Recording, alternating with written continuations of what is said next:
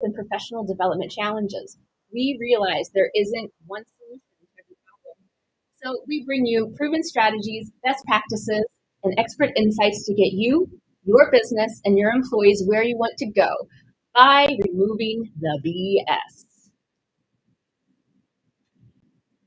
It was funny because I was just thinking as you were reading that, we solve your greatest business challenges. I was like, but not your IT challenges. Do not come to us for IT issues.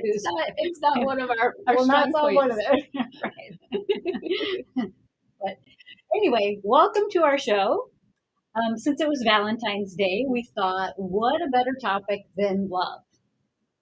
Love. But this show is about removing business stress. Yeah. Yeah. So love at work. Yeah. Love is in the air. Love at work. I know it sounds like you're like love at work, and it's fascinating because we've been into a lot of Fortune 500 companies, and they're always like, love? Really? And what's interesting is by the time we leave the company, they're like, hey, love you, man, love you. Like they're using it in the hallways. So it's always that, you said the L word, but then once you start getting them into what it means and the concept behind it and how it's effective, then they embrace it and it becomes like, why would you ever do anything else? So this isn't like the juicy relationship going on at work and then we talk about it at the water cooler. This is not like romantic love? No. Okay. So what are we discussing then? Well, so what we'll be discussing is how love is critical to you, your success, and the success of the organization. And so the topic today is work-love balance. And you might be like, yeah, love is not critical to my success or the success of my company. But I guarantee that by the time you're done, you'll be like, wow, okay, maybe we do need to start bringing that into our organization. Cool. Well, it's Lori Kuhn and Jen Fredericks with Thrive, a human development company. To learn more about us, please check out our website at thrivehdc.com. And behind the cameras, we have John Taylor, our video and production guru, who's with Milwaukee Video and can be contacted at milwaukeevideo.com, mkevideo.com. And then joining us later is a special guest, Vicki Lipinski, who is a nonprofit consultant. Yay! Today, we're going to start by addressing the issues with not showing up in love at work. Yes. And how it negatively impacts employees and businesses. Then we'll move into why it's an imperative ingredient to the success of your people and your culture. Mm-hmm. This will include the infrequent pitfalls that can occur, and like anything in life, there's a balancing point. Mm-hmm. Regarding love at work. Then we'll wrap it up and what it looks like to show up at work in. Awesome. I'm excited. I am too. So Lori, start us out. What's going on when we don't show up in love at work? Well, a lot of things happen, and I want to start by first defining what love means. Because like anything, with our language, love means so many different things to so many different people, and there's so many different interpretations. Some are good, some are bad, some are conditional, some are unconditional. And so we really want to get clear on what we mean when we're talking about love at work. And so a lot of research has proven that the practice of love improves your experience of life. And it not only with how you're showing up and how you're experiencing yourself, but how you're showing up and how you're experiencing others, how you're relating to others, how you're interacting with others. And so when we talk about showing up in a state of love, what we're really getting at is, the personal responsibility piece, the self-awareness and that connection to your inner truth. And so there's so much more that goes into the concept of love at work.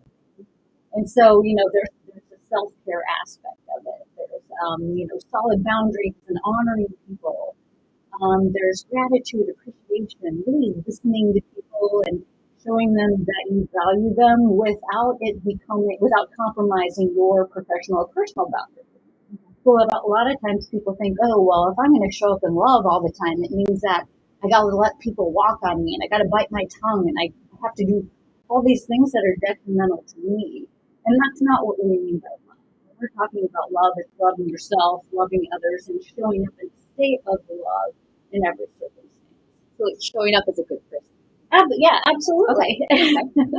Absolutely. So getting back to your question, when we don't show up in love at work, what's going on?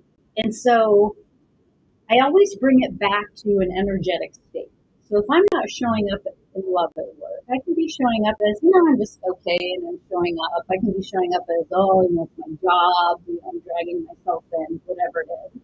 I can be experiencing frustration, stress, anger, hate, all of those emotions that go along with, especially intense jobs. I find in corporate America, seem to be operating from their sympathetic nervous system, which is that stressful place.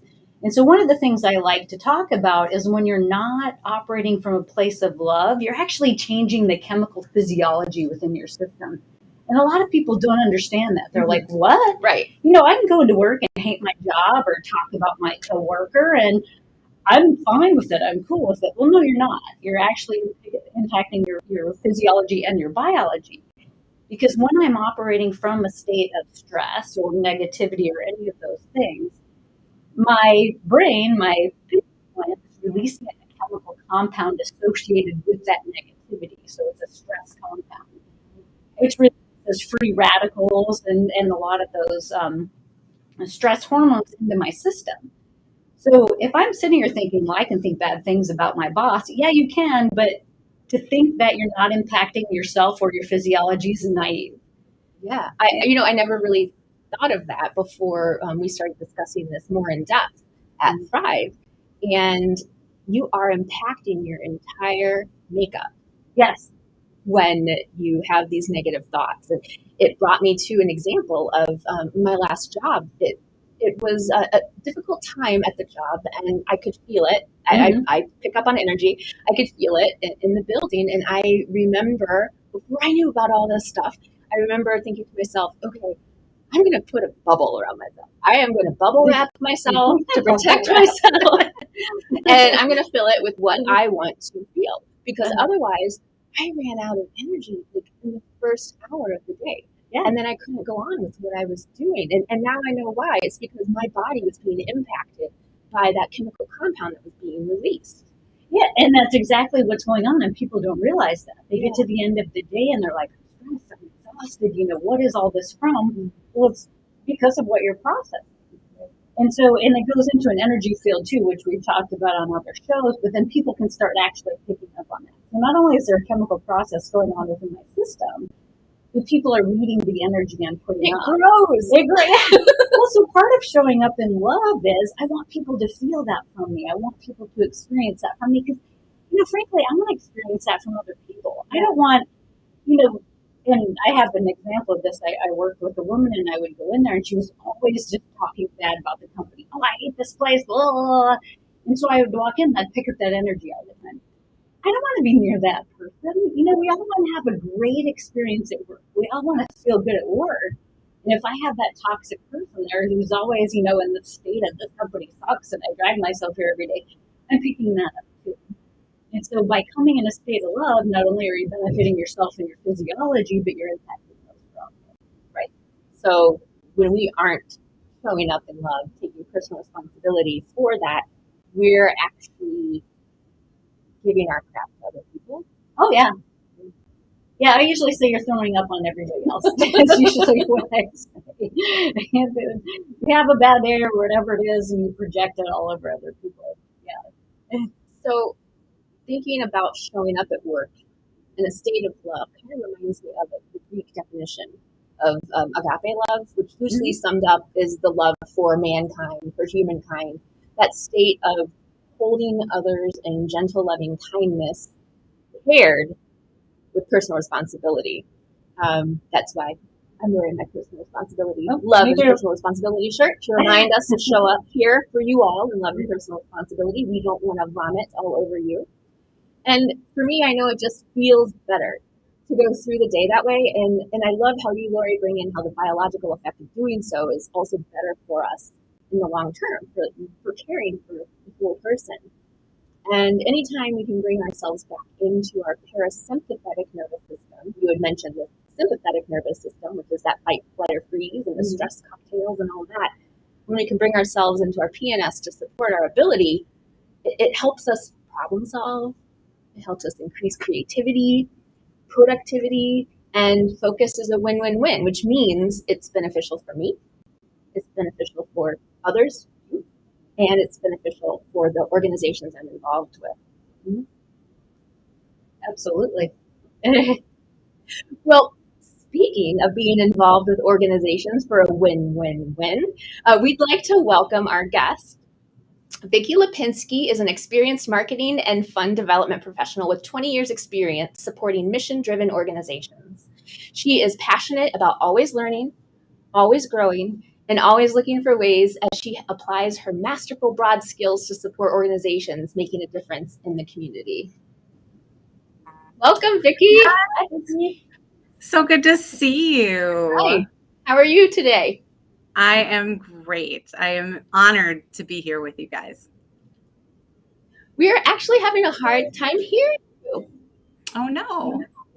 There we go. Okay. We hear you in some lovely music as well. Oh, well, here we are. Welcome, Vicki. Is that better? Can you hear me now? Yes. Thank you for joining us today to talk about bringing yourself to work in a state of love. I love love. I know you love love.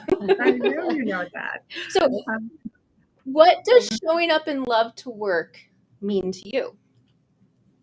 I think so many people have the misconception that love means the romantic side of love. And I take a different look at that. I think that love comes from a place of honoring the other human beings that are on the planet with us. And it goes beyond respect and admiration and empathy and compassion. I think that all feeds into it. But I think when you truly love people, you value them in a way that lets them feel comfortable in talking with you, in expressing their true and authentic self. And as I worked with my Thrive coaches to become really comfortable with my inner truth, it became much easier for me to show up every day in all of my relationships with a love at the core. Mm-hmm. I love that.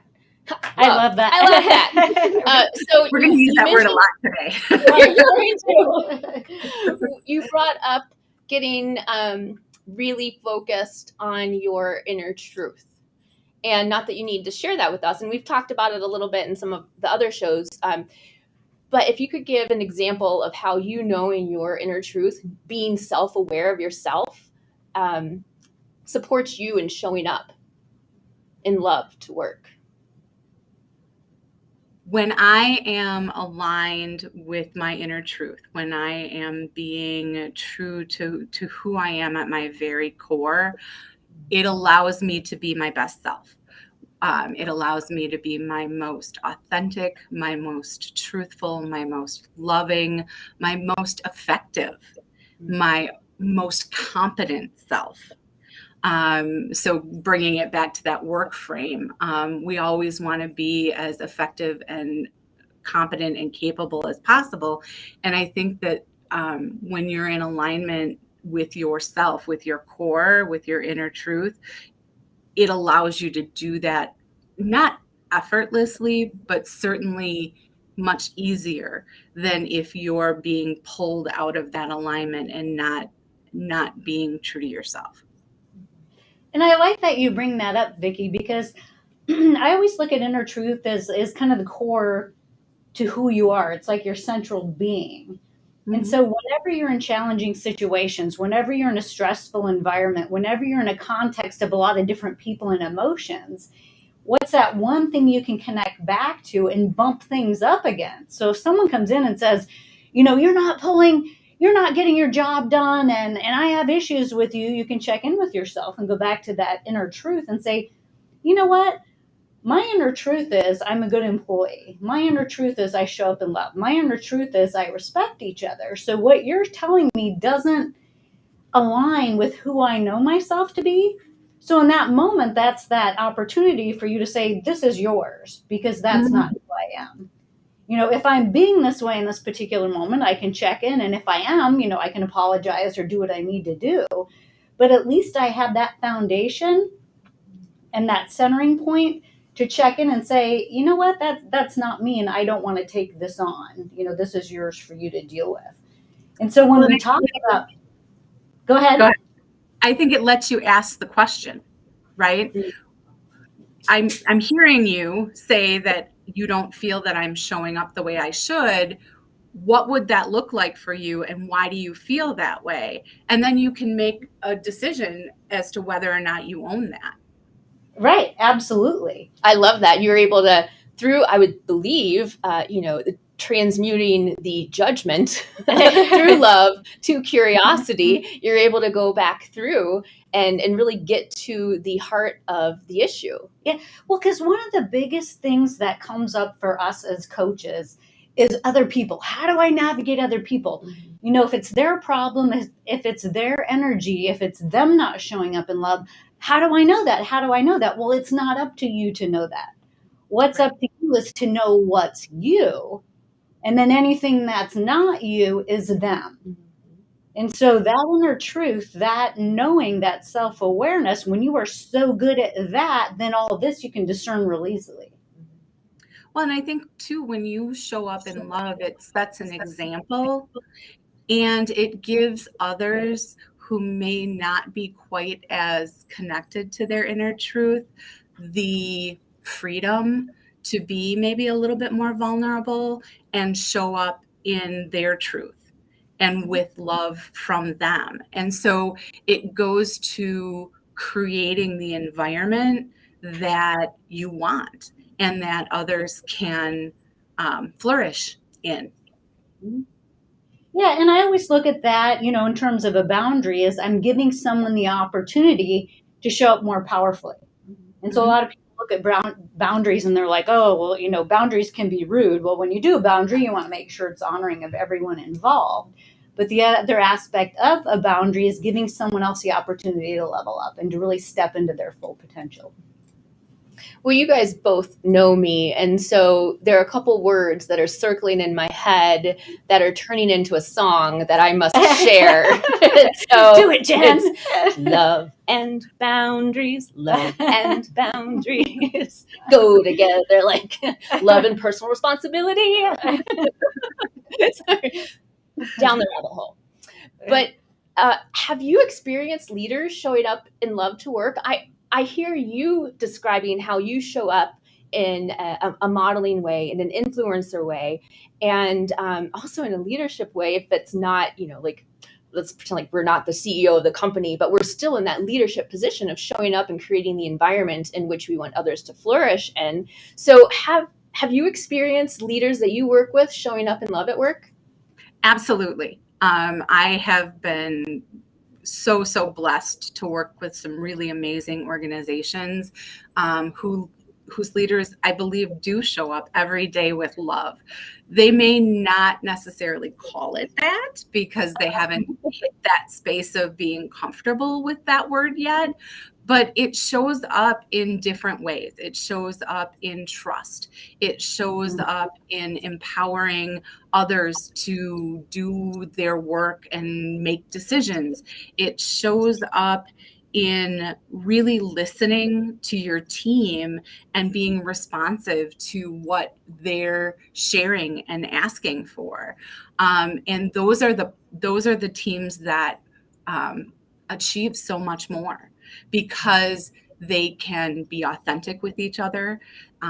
They have a connection between team members and between leadership that allows them to sometimes navigate those messy, sticky sometimes uncomfortable conversations, whether it be around topics of inclusion and diversity and equity, or whether it just be in day-to-day feedback and business growth and challenging ideas and setting strategies. We all have our different opinions. We all have our different life experiences. But when we're all showing up from a place of love, I think it makes people more open and more receptive to hearing those different ideas, and then to really coming together to celebrate and work toward the best possible solution for everybody involved. Yeah. It's like they've created that psychological safety.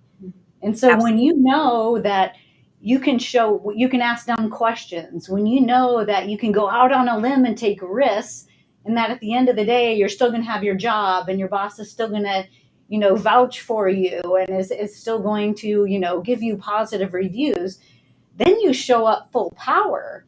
Mm-hmm. And so showing up in love, from what I hear you saying, is allowing people to show up full power.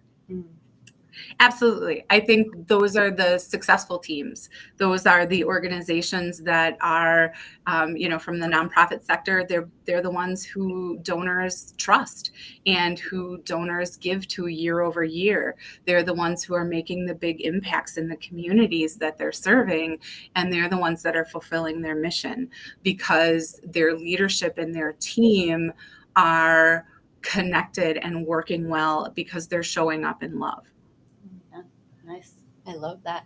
I have one more question for you before I ask if there's anything more you'd like to share about showing up in love at work. And I completely forgot the question. Oh, no. I hate when that happens. Oh, it's back.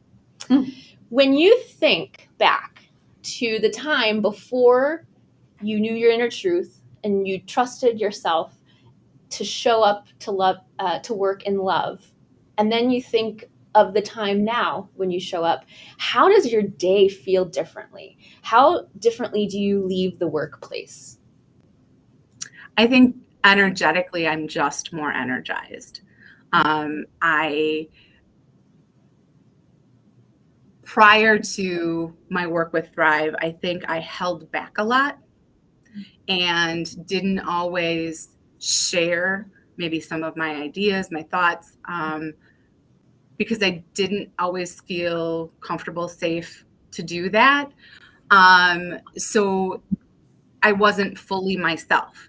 Right. So I think that takes a toll because you're always worrying about, well, can I say this? What are the consequences if I say this?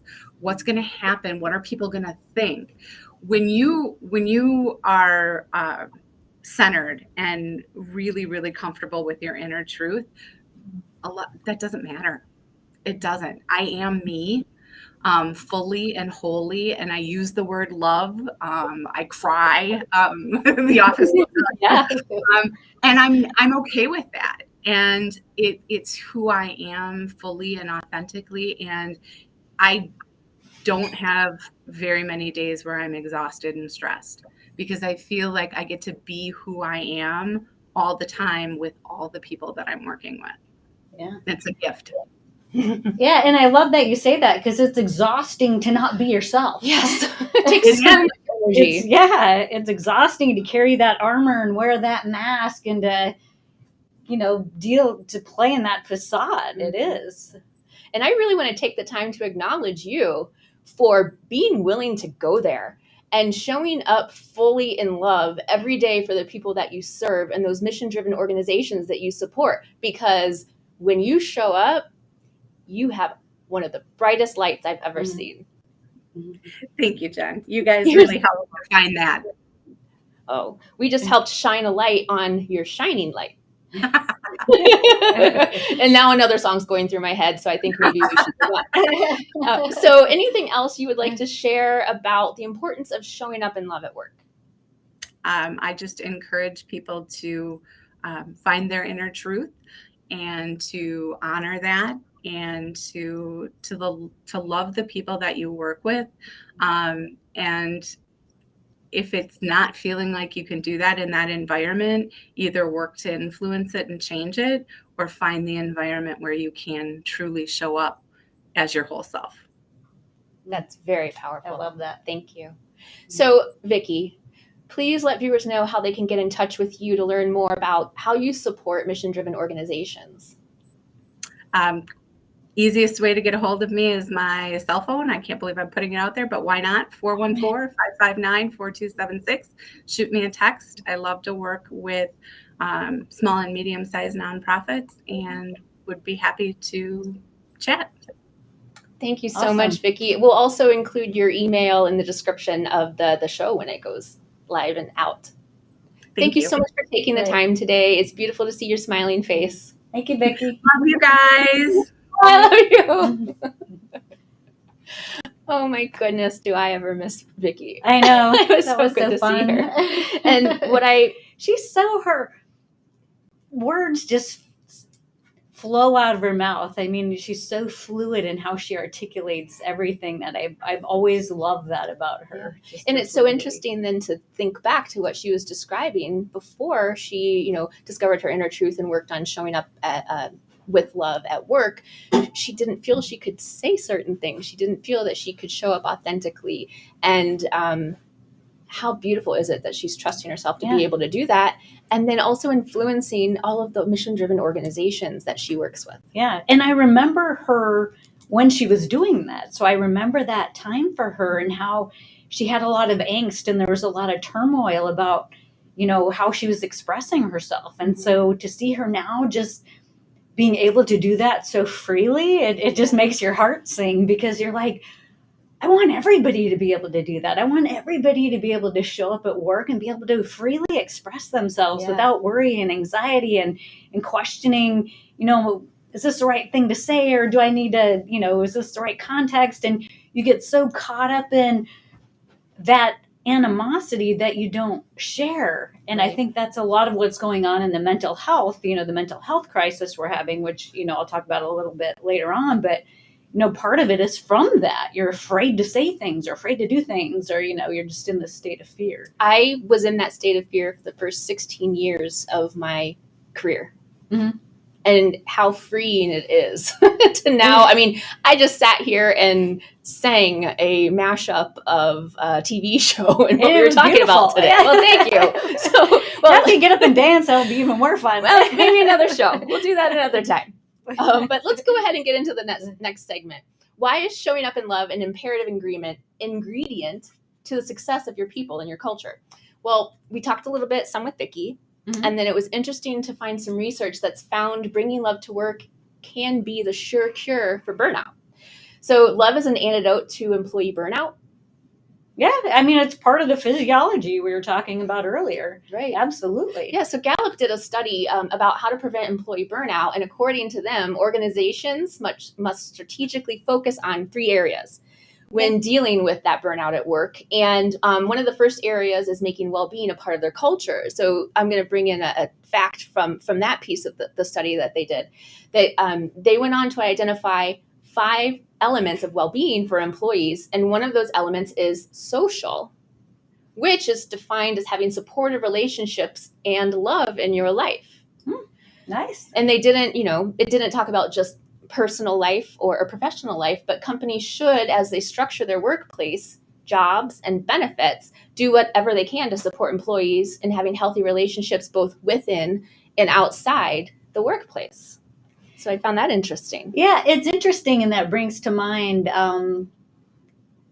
some of what I'll bring up later, what showing up in love is not. Mm-hmm. And it goes into the balance again. So like, the title of this is work-love balance. Mm-hmm. I find that people, when they're starting into something new, they swing the pendulum in one direction. Yeah.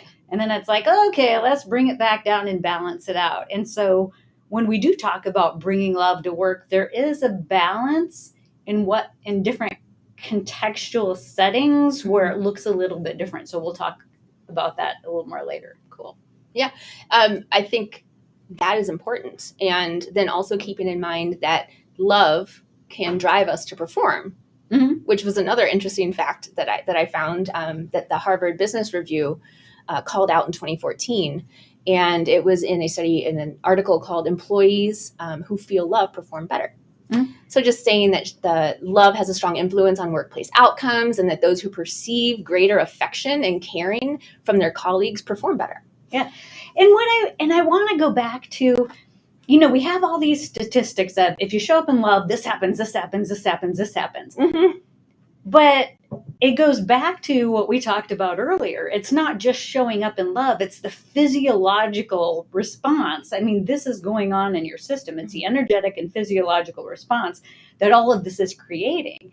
So now, like you said earlier, if I'm in my parasympathetic nervous system, showing up in love is putting me there. Right. And so now I'm operating from the parasympathetic nervous system. Now I'm innovative. Now I have creative. Now I'm more productive. Now I'm all of that. Satisfied with my job. Right. Committed to the Absolutely. organization. But so that's the science behind why love's driving us to perform. Cool. Very cool. And you talked a little bit about some of the reasons to show up in love at work just a minute ago. Were there some others that you wanted to describe? Yeah, and Vicki brought up some increased trust. You brought these up: productivity, engagement, communication, support, stress mitigation, higher quality of work. And for me, what it boils down to is it's just more fun. I was going to say that. Like, I loved going through and finding all of, the facts and the studies and the data and what we know to be true from working with the organizations and clients through Thrive. But at the end of the day, it's just how I want to experience my life. Right. I don't want to wake up and hate going into a place where I spend 8 to 10 to 12 hours a day in complete misery. Yeah. Like, that does not seem like a good use of my one life that I have to No, you're live. right. Like, we aren't cats, people. We aren't cats. We have one beautiful life to live.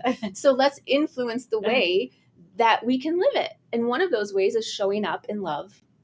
Yeah. Showing up to work in love. Yeah. Absolutely. And so what the crap? And what the crap? What the crap? So how can it possibly be? There was an article out there, and I was reading it right before I came here today. And it said, your work is not your family, and you should not foster that level of camaraderie in the workplace. So everything we just said, it's way more fun. Yeah. It's way more fun to have that camaraderie and to be loving and all that other good stuff.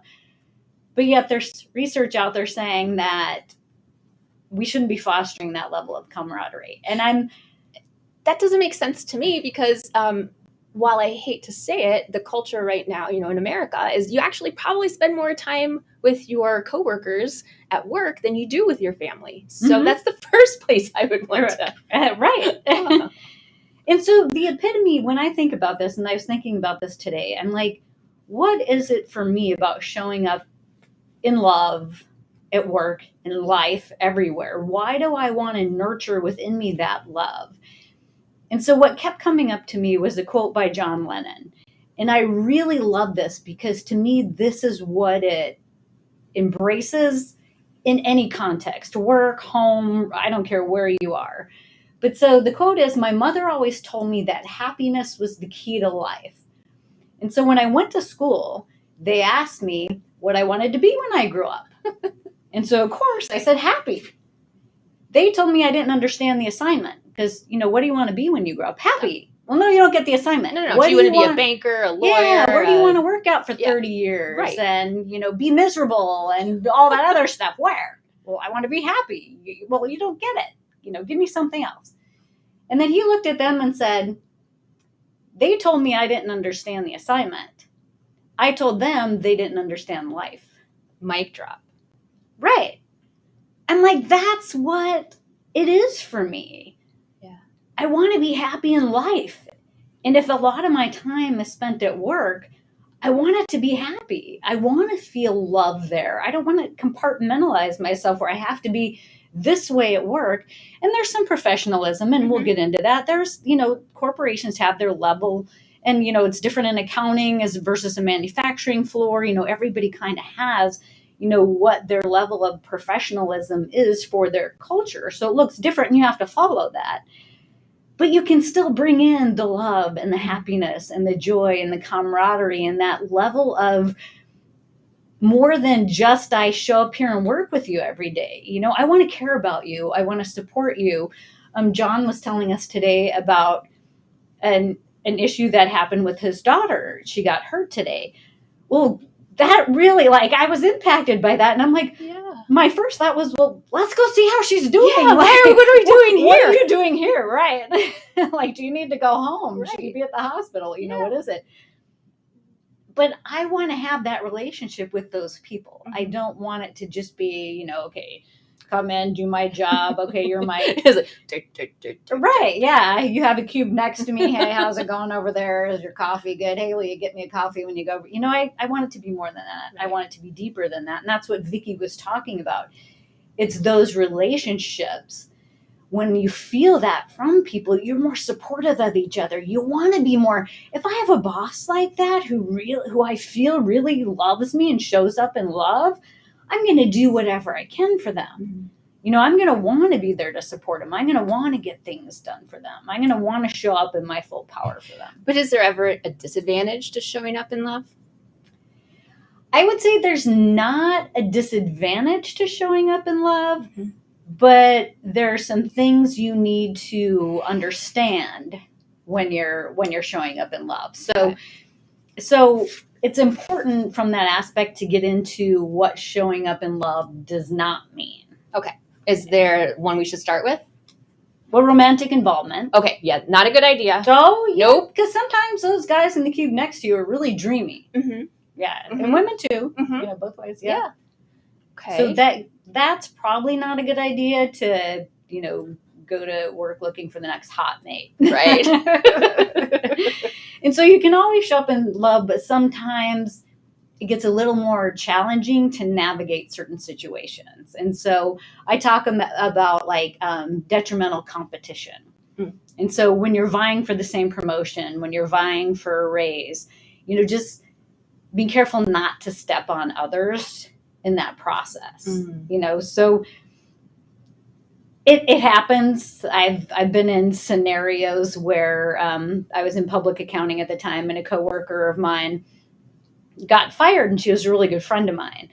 And so that was a devastating thing for me because we were in college together. We got our first job together. She was super smart, but this one manager had it out for her, and I knew she did, and there was nothing I could do about it. And it ultimately got her fired. And so when you talk about showing ways to not show up in love, some people can misconstrue that as, well, I need to get ahead. And getting ahead meant that I needed to armor up is kind of what I am hearing a little bit. Yeah. Put that armor on. Not putting that armor on at someone else's expense. Sure. So now if I'm trying to get the promotion and I want to get the raise, I'm not going to do it at your expense. Gotcha. So when we talk about showing up in love, we're talking about doing it from an ethical place, doing it because you're smart, you're talented, you're good, not because you're stepping on other people to get there. Yeah. Yeah. Okay. And so then the other one is perpetuating distractions. So another way that we consider not showing up in love is when you get in those toxic environments. Mm-hmm. Maybe someone isn't pulling their weight, at work. And so now you have a group of people who are like, well, they never get their job done. And now you're perpetuating this story about the individual or about the company that's perpetuating a toxic environment. Another one is not giving constructive feedback. So I've been in situations where I consider myself good at feedback. I train people in how to give effective feedback, but there are just some people that don't take it no matter how you could serve it with cake and they're going to be mad, chocolate cake even, and they're going to be mad about it. And so it's, again, like we were saying with Vicki, checking in, I'm doing this in an honoring way. There's no ego attached to it. This is part of what I need to do is give this feedback so the individual knows next time, what can be done differently or whatever it is, and do it in an environment that's honoring to everyone. And it doesn't always go well, no matter how hard you try. But so it's just still holding that space, even if it does go south, trying to hold that space of your intention behind it was good, your intention behind it was honoring, and you can't change how the other individual is going to take it. Right.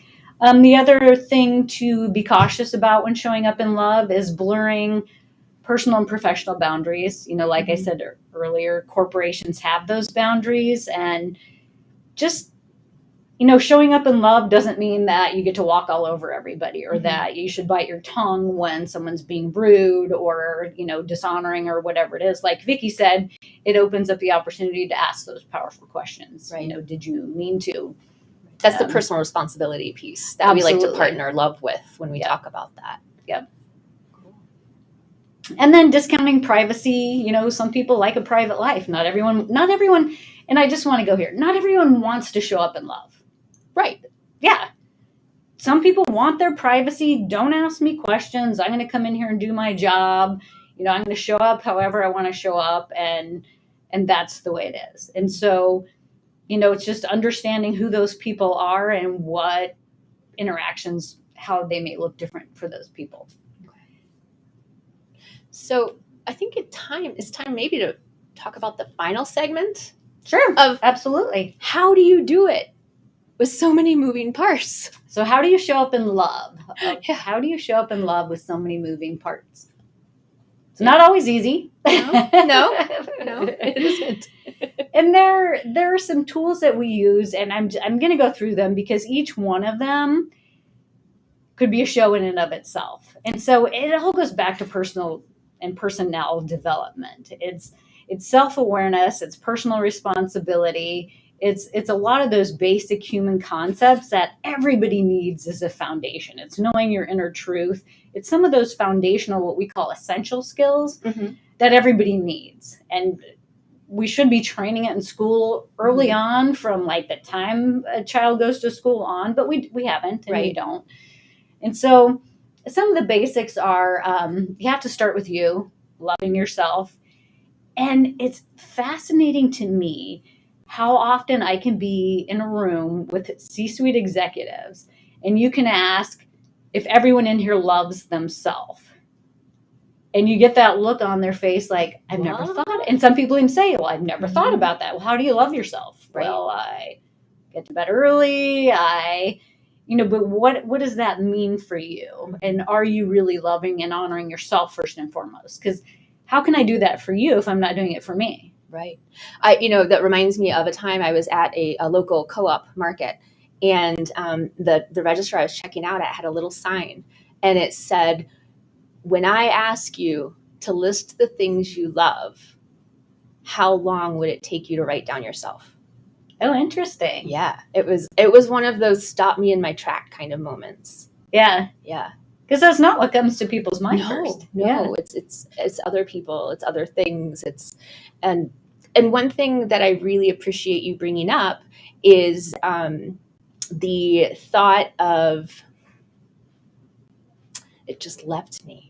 Well, one, always connecting with your inner truth. One of the pieces of my inner truth is love. So when we were talking about this topic today, I was like, wait, work-love balance? What do you mean? I am love. That's part of my inner truth. I'm gonna have to get, how do I not show up in love is the question that I would need to ask myself. But I really love that we're able to take a look at that and bring this idea that love isn't a bad word at work.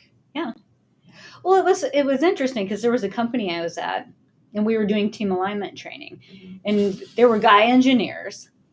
And so by the time we were done, we went through the training, several training programs with them. They were fist bumping each other in the hallway going, love you, man. Oh. And that was like their key phrase to, I'm supporting you. You're safe with me. You've got this, I'm a partner in this. And so that was their phrase and what they used, even the women. Yeah. One of the managers there was a woman, and they would even do it to her. But it was just that reassurance that we're all in this together. We're all supporting each other. And I loved that. So they weren't showing up in, any oozing love, but showing up in love could just be that easy. I'm here to support you. You're safe with me. That's just one of the foundational human needs. Yeah. Is feeling safe. Yeah. Safe, heard, and seen. Right. Right. And valued. And Yeah. valued. Very Yeah. true. Very true. And so some of the other things is, creating that common language is just, it goes back to just the love you man and knowing you're supported and building the love into your interactions and your culture. And so it's a support, the caring. So people know, like Vicki was saying, that you always have their best interest in mind. She knew with her boss that her boss was always looking out for her and always came in the state of love, and she can confide in her and be herself with her, and there were no ramifications from it. It wasn't going to appear on her review down the road or come up in some other meeting. She just had that level of the win-win-win, right, that we talked about before. Yeah, and we talk about the win-win-win in terms of you win, I win, and the greater whole wins. And so, yeah, that's the honoring piece of it. One of the things that I like to mention too is, and it goes back to the quote I said earlier about John Lennon, what the world needs is people who have come alive. And I love this quote by Howard Thurman. And so we go into so many other things. We need to do this. We need to do that. This needs to happen. If only our political environment were better. If only my manager were better. If only all these other things were better, then I could be better. And we miss the one piece is, what do I need to do to come alive? What do I need to do to feel love and be in a state of love and express my love? What is that like for me? Because that's what the world needs.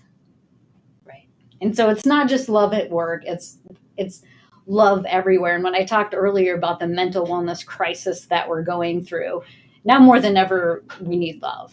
And we need that bond and camaraderie and support and knowing that we're okay. And, we can navigate life. Love, love, love. Well, and I don't really care for the repetitiveness of the Beatles song, the all you need is love, love, love, love. But I love the message of the song. And also you had mentioned a John Lennon quote earlier. And as I was thinking about work-love balance, and I ran across this John Lennon quote, it matters not who you love, where you love, why you love, when you love, or how you love. It matters only that you love. Mm-hmm.